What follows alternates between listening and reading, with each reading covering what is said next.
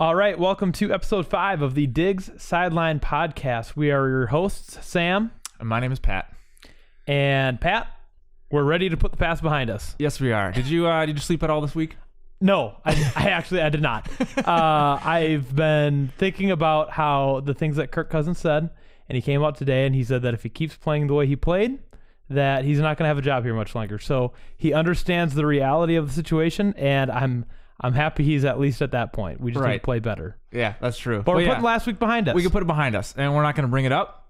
On to Oakland, and as Boomer says, the Raiders.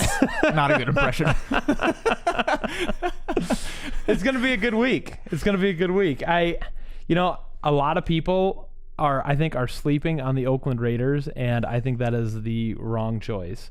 I think that the Oakland Raiders are a dang good football team. I agree, yeah. Especially with, signing AB early on last season, and then I know when they did hire Gruden, I felt like there was a little bit of kind of some laughing and poking fun at how much money they gave a coach. Right. What is it, a $10 million a year for a 10-year contract? Yeah. Something ridiculous like that. But yeah, I agree. You cannot sleep on the Raiders. Yeah. Yeah, and I mean, the whole AB situation, I actually think now that he's gone, it works in their favor. Less distractions. Yeah, right. It's a good thing that, what's his name, Mike Mayock, just kind of put that to rest. Yeah. And they moved on from it. It didn't work out, but you know what? Yeah. I don't think you can deal with babies like that in the league. Exactly. Yeah. And that's actually the one thing I like about Mike Zimmer is I feel like he does a really good job of keeping these personalities under control. Right, yeah. And there's even a few that we've drafted. I know Cook had a little bit of issues he had some heading legal out of the issues. out of the draft too, but they vet their players and their draft picks, and we haven't had any problems. Yeah. I think that's a direct reflection of the coaching staff. Not to say that Gruden isn't a good coach. Right. But AB is kind of the personality type where he sort of transcends just because he's Antonio Brown. Well, he was a 6th round he was a 6th round draft pick, right? Yeah, he was a late round draft pick. So late round draft pick, the rise to fame, all this. I saw him a couple years back with DJ Khaled and all these booming videos. DJ Khaled. And so you can't help but feel like all that stuff gets into your head. Yeah. But it's a shame. It inflates you. Yeah, it's a shame because as a player and a fan, you want to respect and cheer for these guys. But I've lost all the respect for him. Yeah. Personally. Yeah, but I honestly think what it is it's Instagram and it's that type of life. You know what I mean? It's and not to say that a lot of people don't deal with that, but when you're trying to be Instagram famous on top of football famous, it's a bad combination. Right. And on that note, Antonio Brown, that is the last mention of his name on this podcast. We don't play the Patriots this year? I don't think so. Do we? Are we going to play them in Super Bowl 54? Stay tuned. But why don't we talk about another wide receiver on the Oakland Raiders who has had a very productive 2 games. Yeah. Do you want to throw out his name and hit us with some stats if you've got that handy? Tyrell Williams. He has 11 receptions. Is this, Pat, was this just last week or was this? This is total. This is total. Yep, this is he total. has 11 receptions, 151 yards, 2 touchdowns. He's averaging 13.7 yards per reception. Yeah, I think he's coming really nice and kind of solidified that number 1 role, and he's doing work. A really good job. And I honestly think it was I know we just said we're not going to talk about him again. I was joking, but yeah. Antonio Brown left this power vacuum there, and it's giving the guy their mentality going into the games and even practice during the week is I need to be the guy now. And that fuel under their butt is probably giving them the motivation to go out and do these things, because when you're the WR2 to a guy like Antonio Brown, it's like, all right, well, I'm just gonna get his garbage looks, unless you're Juju Smith-Schuster, right? But no, I think Tyrell Williams has done a fantastic job stepping up. I honestly we're only through 2 weeks. He has 151 yards. That's scary, man. He's probably getting a few more targets than that. He has a touchdown in each game. Right. Yeah.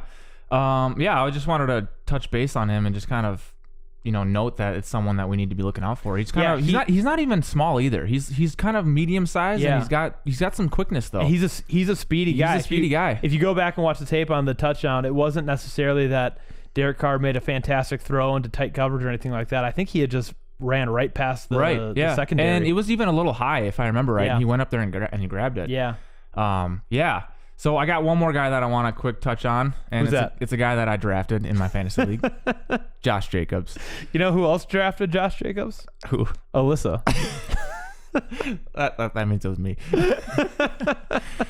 But yeah, no, Josh Jacobs. He's their cowbell right now too. He's 35 attempts, 184 yards, 2 touchdowns, and I believe those were both in week 1.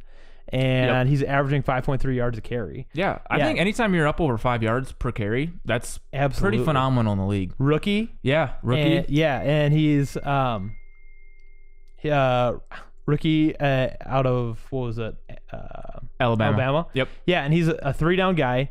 And yeah, he's just killing it for him. Right. Yeah, and if I'm not mistaken, he's 4th league leading in rushing. I think it's Cook, Barkley, and I'm pretty sure he's the 4th. Rushing this year. I think you're right. Yeah. It's Cook, Barkley, Marlon Mack, and then Josh Jacobs. Yeah. Right. Yeah. And I was trying to look at Oakland's offensive line, and I really didn't know too many of their names. There was one that they drafted in 2008 who was a 1st-round draft pick. I think their left tackle. Is that Kelechi Osemele? No, he's on the Jets I think it's like Keel or something like that with a K.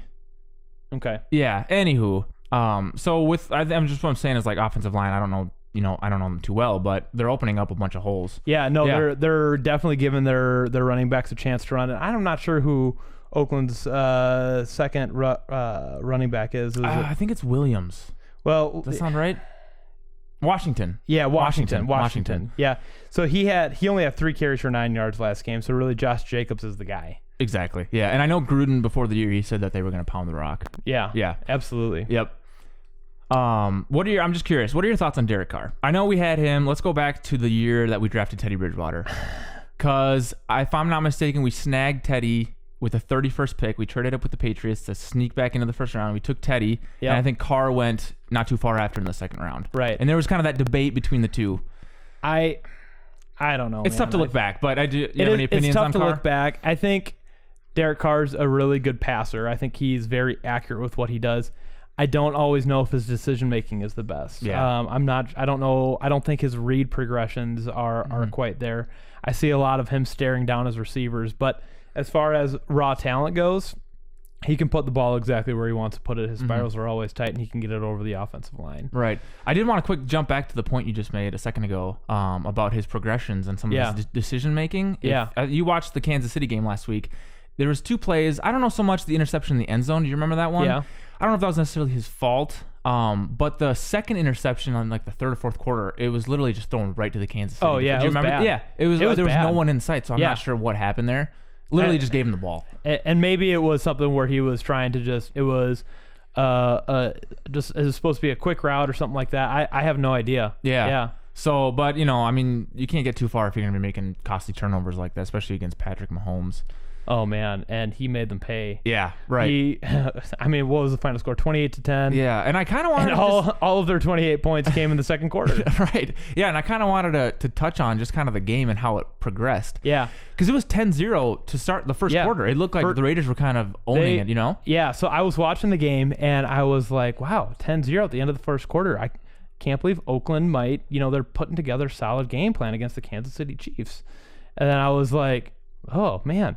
So then 2nd quarter rolls around, very first play, Patrick Mahomes throws a touchdown. I'm like, there it is. First play of the 2nd quarter, we come back and he bombs like a 50-yard TD. He just like, okay, I guess I'll start trying now. And then he goes off for like, I don't even know how many yards he actually had, but it was like a 4 TD, like 300-yard performance or something like that. No, Pat Mahomes was 30 for 40 for 443 yards. Jeez. This was total on the day. Still. Yeah. 4 touchdowns, 0 interceptions. Yeah, so, that's ridiculous. Yeah, he is otherworldly. But whatever they did in the 1st quarter, the 3rd quarter, and the 4th quarter worked. That's true.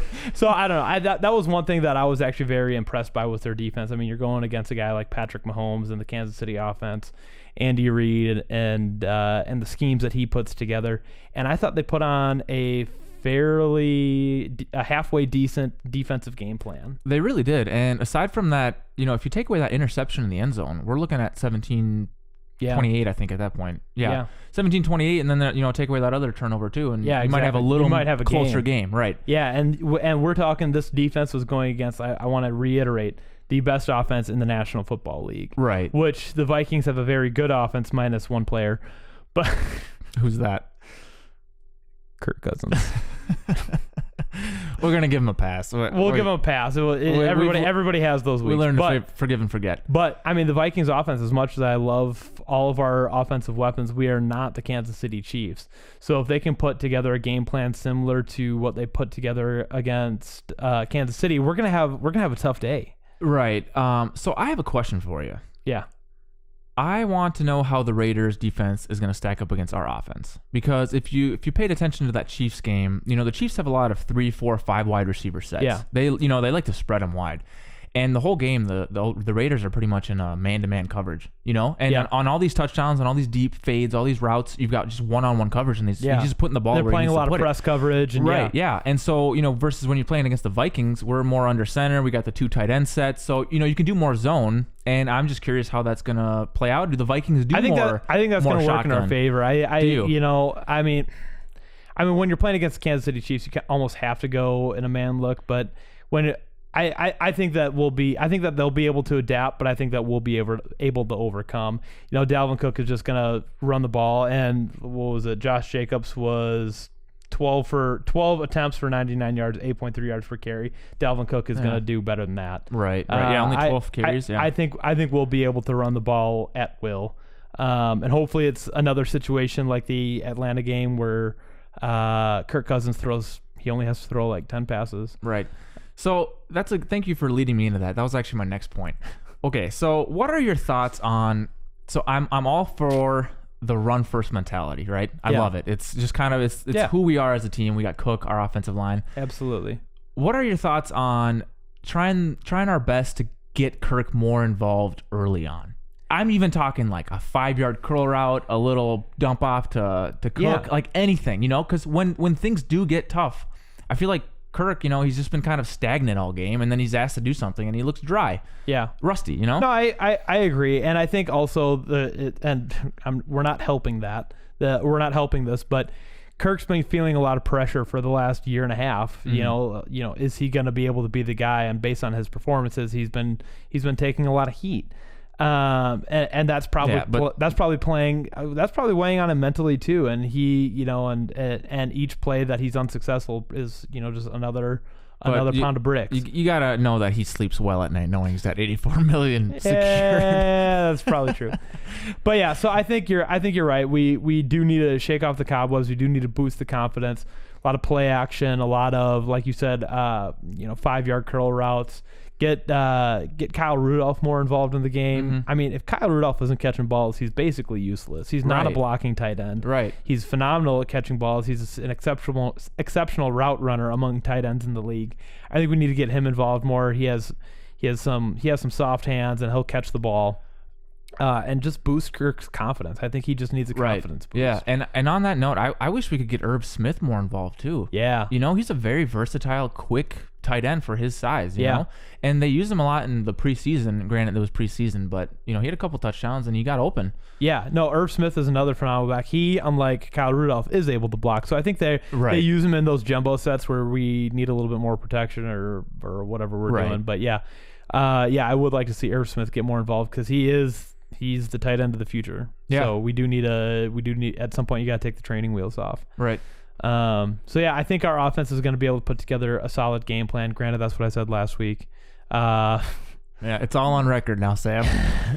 No, I think that the Raiders defense is it's talented but one-dimensional.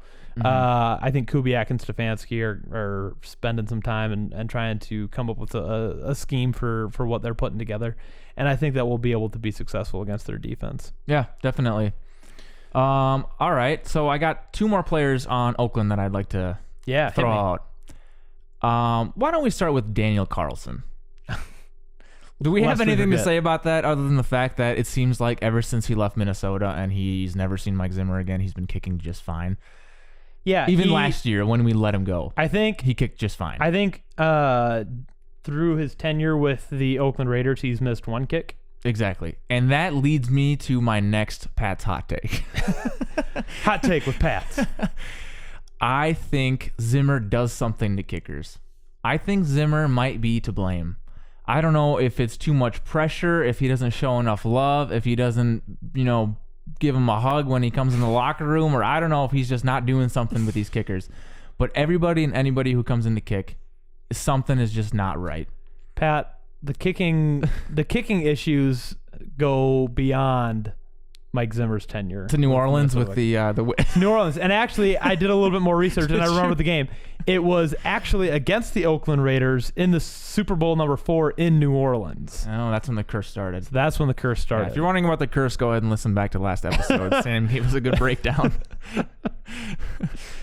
Yeah, Minnesota Vikings kickers were cursed by a voodoo witch in New Orleans. Yeah, so. That's the short synopsis.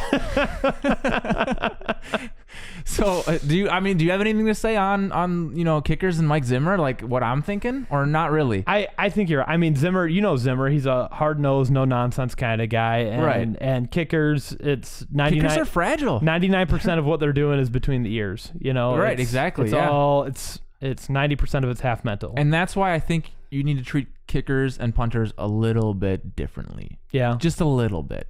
And I mean, the part of the problem is kickers and punters need to walk around with a little bit of swagger.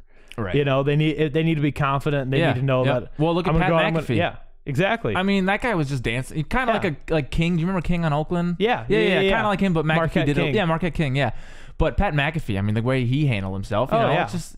And he played great. Yeah, exactly. Pro bowler for like 9 years. Yeah, So and the thing is it's hard to develop that confidence and that swagger when you're missing, and it perpetuates. I mean, look at Blair Walsh. Once he was at one point in time the best kicker in the league. He was actually on an episode of The League, and because he was the best kicker around, and then all of a sudden you start missing kicks, and you can't make them again because you broke your brain. Right, that's exactly it. It's such a mental battle with kickers, and right, and us fans are ruthless. Let's put that very out there. ruthless, very ruthless. I mean, you're seeing it. You saw it in New York with the Jets.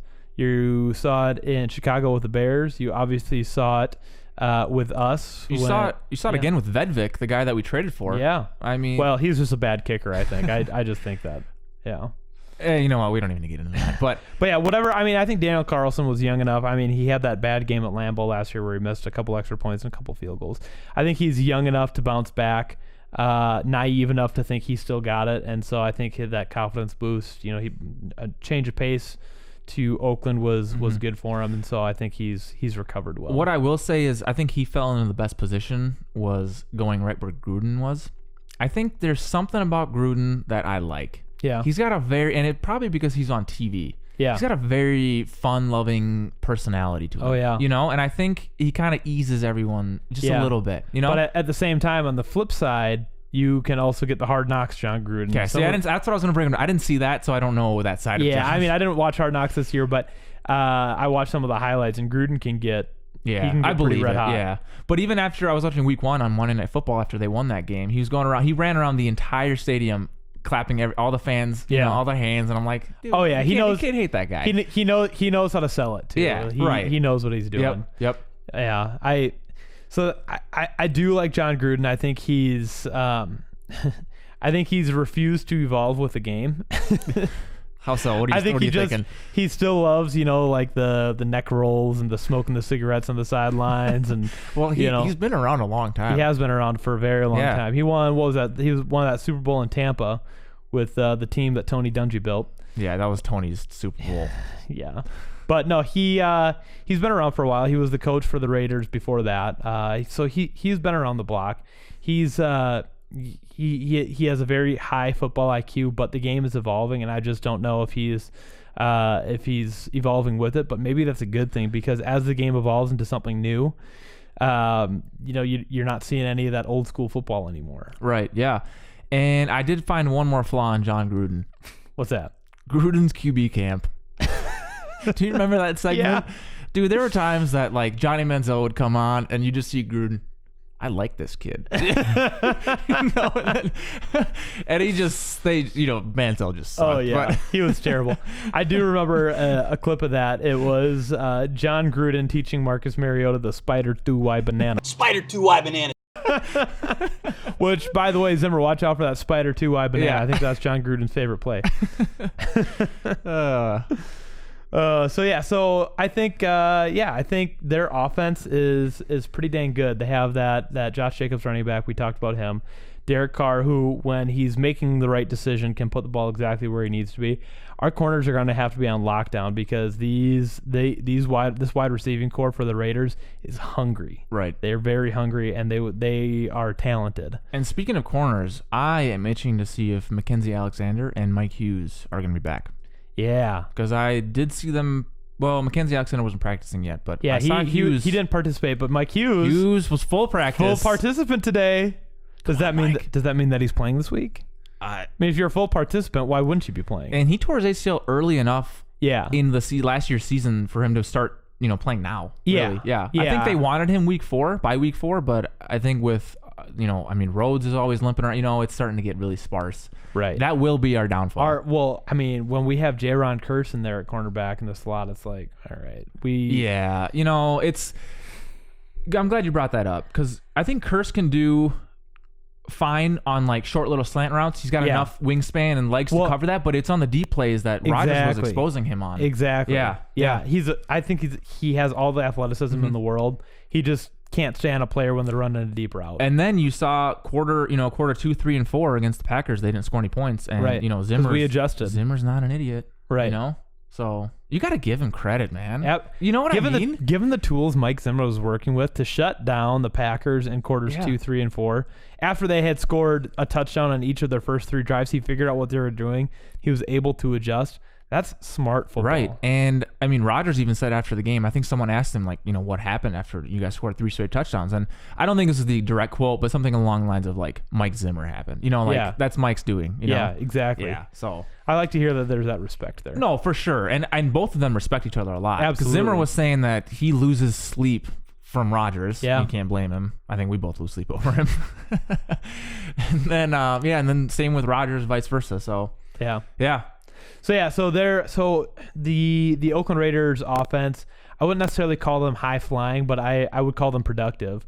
They're able to put 10 points up on the Chiefs in a single quarter. I think there's something to watch out for. Our corners are going to have to play tight coverage. And our linebackers are they're going to have to deal with that running game. And it's an effective running game. Like I said, Josh Jacobs, 12 attempts, 99 yards, 8.3 average. Last game. Yeah.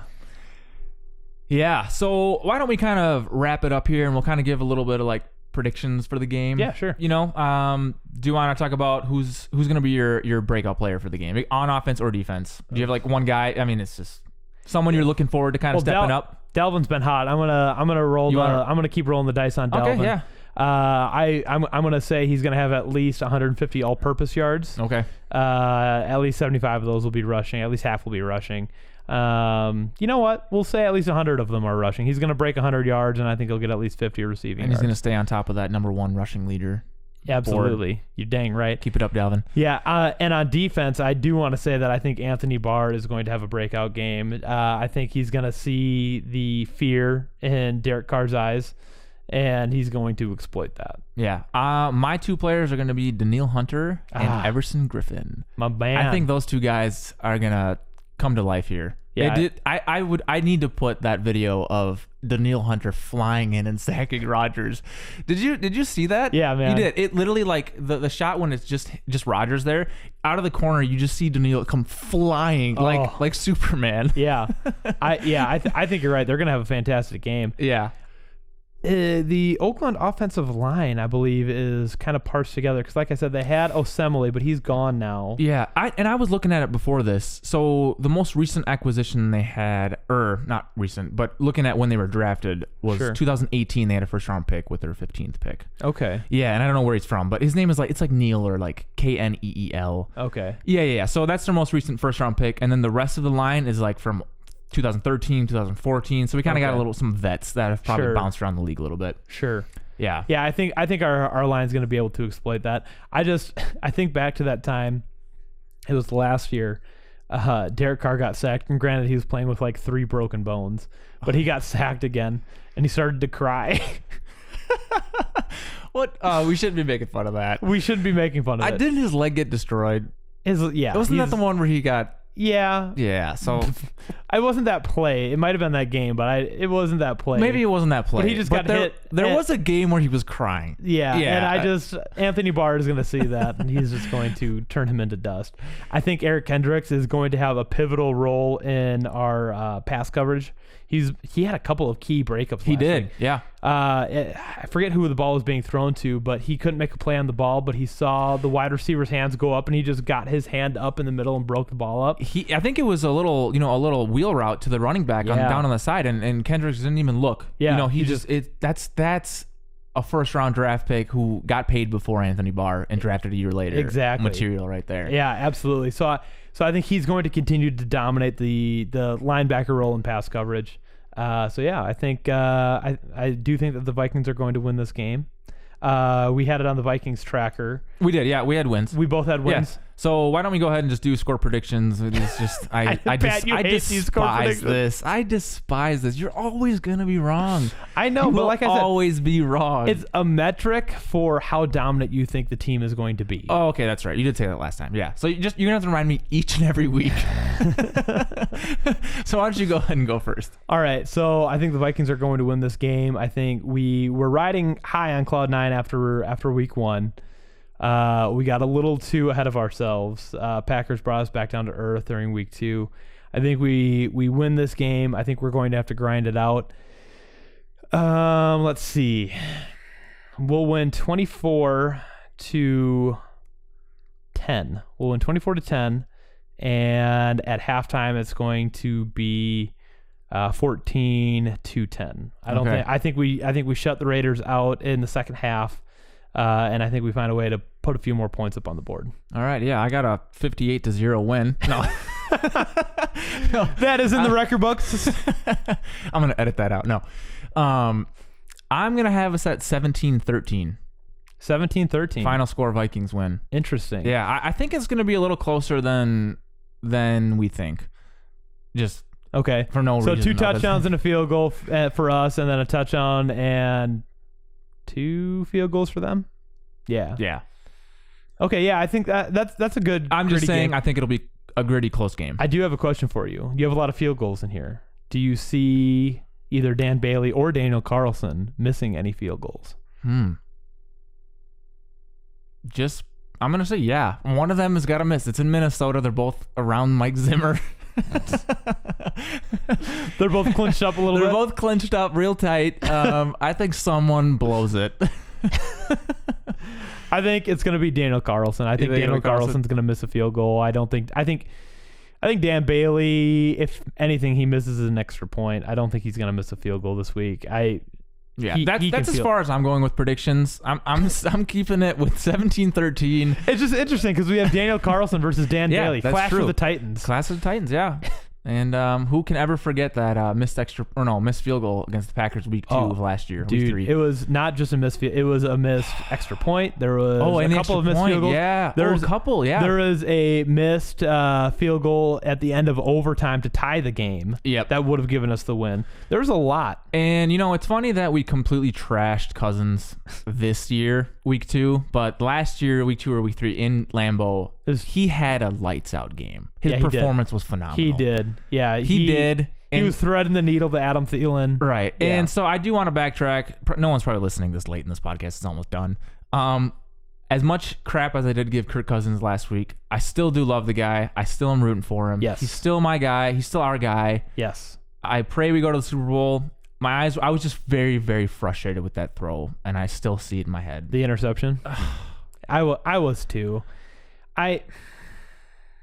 Yeah, there were a lot of mistakes, but that was the biggest one. You're right. Yeah. He is our quarterback. He is. Yes. We will support him to the end. And I want to put this out here.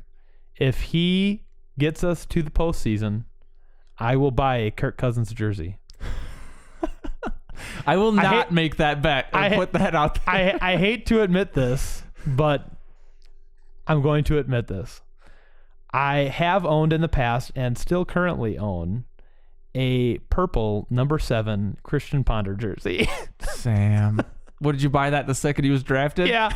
Here's the thing. I was like, this is our guy. We got to get behind him. Yeah. No, I mean, like, it's as a Vikings fan, you just have to. You can't be negative and right. You know what I mean? With all the turnover we've had, you have to. If you don't believe that this is the guy, then you're going to drive yourself insane. Right. And then it's just more fun to be hopeful and then disappointed than it is to come into it just completely negative. Right. All right, so there you have it. Pat and I both have wins for this game. I think we're going to win a little bit more dominantly than Pat does. It's going to be a gritty game no matter what. Join us for episode 6 when we recap the game. And until then, we'll say Skol Vikings. All right, Skol Vikings.